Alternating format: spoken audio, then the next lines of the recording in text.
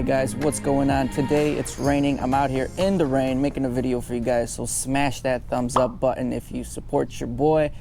Today we're talking about air compressors. As you all know, we got the Harbor Freight spray gun here, and we're going to be spraying a few things, but you can't just spray out of the blue. You know, you got to know what you're doing. You need equipment that is going to support the amount of paint that's going to be coming out of this gun. So this video right here is going to be a short video. I'm going to break it down to you guys, everything you need to know about the air compressor, so stay tuned.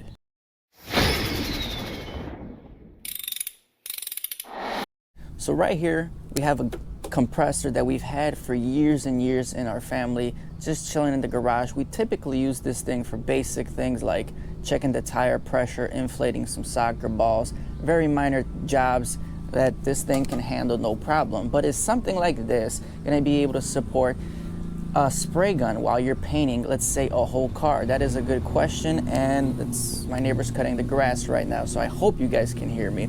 But this right here is a 2 horsepower, 8-gallon air compressor, and it's got some numbers here that have some specifications that are very important, and we'll get to those in a little bit.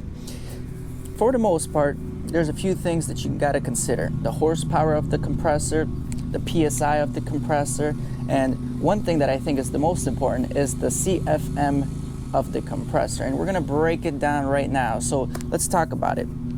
This is obviously a cylinder, and this whole cylinder holds 8 gallons of air, okay? The horsepower of the compressor is going to tell you how fast it can refill this cylinder with air. So if you got a 2 horsepower compressor, which is this motor right here that pumps air, forces air into this cylinder, if you have more horsepower, it's going to force that air in there faster. So when you're spraying a car or using a air impact gun or a sander, which all use a lot of air, you want that motor to refill that compressor cylinder real quick, so you keep getting that pressure in your component. Any kind of equipment that you use that is using air pressure is going to have some kind of specifications to meet its demand. So for example, this gun right here, you can see air pressure required is 50 to 70 psi. The air consumption, which is the CFM, 6 CFM at 40 psi. That's very important right here. So this gun, because you're going to be spraying and constantly forcing air out of the gun, which is using the air from the cylinder, this motor needs to refill that air in the cylinder so it's ready every time you click and press the spray gun. Here's why it's important. We all know every time you depress the lever, atomization happens. The paint and the air mix together. And because we have our air pressure regulator, we know we need that 30 psi at the gun. Now, what happens when the air in the cylinder decreases and we can't meet the air demands in our gun? Well, we're not going to have enough air, we're going to have excessive paint, and the paint quality is going to change. You're going to either put too much paint on the car or too little paint, and it's not going to look good, and it's going to just degrade the paint quality. Now, it's not the end of the world, but if you're talking about a do-it-yourselfer, it might be okay. But if we're talking about an expensive shop where you're painting a Ferrari, that's a big problem. And no way you're ever going to paint a car with this compressor. Okay, so the CFM is pretty much the volume of flow that's coming out of the compressor into your gun. And you want to keep that volume steady, again, so that atomization is consistent throughout the whole paint job. So this is where the specs are very important. The gun requires, again, 6 CFM at 40. The compressor at 40 PSI, it's able to produce 5.7 CFM. So it's just shy of the 6 required by the gun. I'm really surprised that this compressor can put out that much of volume at 40 PSI for being only an 8-gallon compressor. We went to Harbor Freights the other day. We were looking around at air compressors, and a lot of those compressors, you needed a 30, 50, 60-gallon compressor to push that air. Alright guys, so here we have the Central Pneumatic purple spray gun, and this operates at 6 CFM at 40 PSI, and here you can see the recommended compressor sizes. If you're continuously using it, you want a 30-gallon.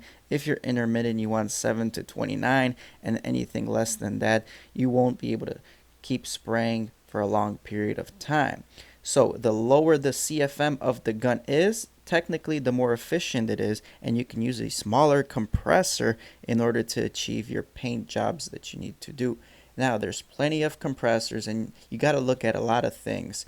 The size of the compressor, how quiet it runs, how much PSI can it have, how much the CFM is, and all those things. Here, for example, we got a 21-gallon container, and there's always two specs on these compressors. There's a CFM at 40 and a CFM at 90. Over here you see SCFM because they're using the standard CFM and the baseline for pretty much weather conditions, as weather is going to affect the volume capacity of the compressor.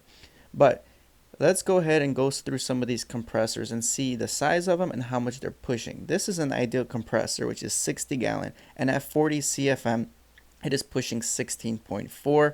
So that is beautiful. I mean, technically here you can spray paint cars and equipment all day, but the price tag, look at the price tag, $840 just about, and it's a huge compressor that's going to take up a lot of space. So if you're just a hobbyist and you're not really doing real jobs, that's going to be excessive. But coming around here, this compressor is actually perfect for what we need for the air gun we're using. This right here is a 26-gallon compressor, and if we look at the CFM, it matches that 6 CFM at 40 that the gun needs. So this would be the ideal compressor, right around on the money, $200. It's not too big, it's on wheels, so it's mobile, and it'll suffice probably enough to paint a decent small-sized car. And there's a lot of compressors, and you guys got to really pick what would be the best for you. All the variables to consider, especially whether it's an electric compressor, gas compressor, whether it's running on a 120 volt electrical system or a 220 volt electrical system. These are all very important, and all at the end of the day are determined by what the job is that you are going to be doing. But regardless, if you're doing any kind of semi-decent big job, you want to stay away from these pancake compressors. These things are not good enough. These are good for filling up your tires or your soccer balls, essentially. Like, look at the CFM right here, 3.4 out of 40.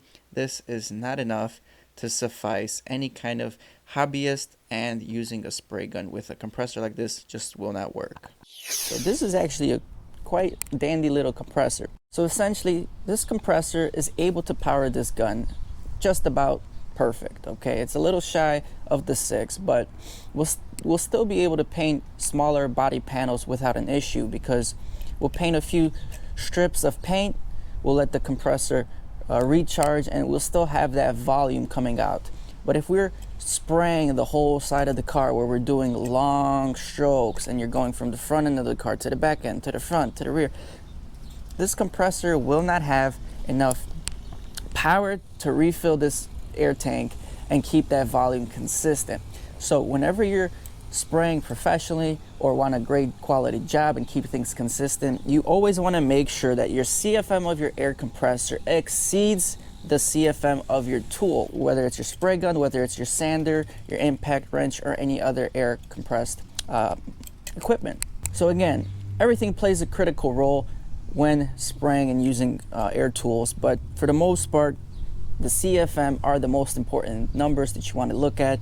Obviously, the more horsepower you have and the bigger tank you have and the higher the CFM is going to be your best bet. But that all plays a big role in price, in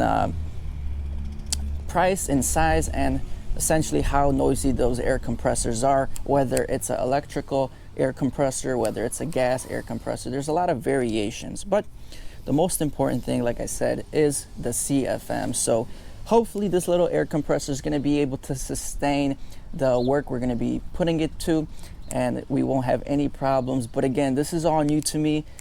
Thank you guys for watching once again. Hopefully you guys get a little bit more information and education as we all go along with this journey together. Again, smash that like button if you learned something new. And I know I'm teasing you guys without painting anything, but we just picked up some paint the other day and primer. So, I mean, you know, it's still cold, it's raining, it's freezing out here in the Chicagoland region, but don't worry guys, we'll be painting soon. I ain't here for the money, I ain't here for the fame, though it might be nice to for you. Come along and see it's true, but the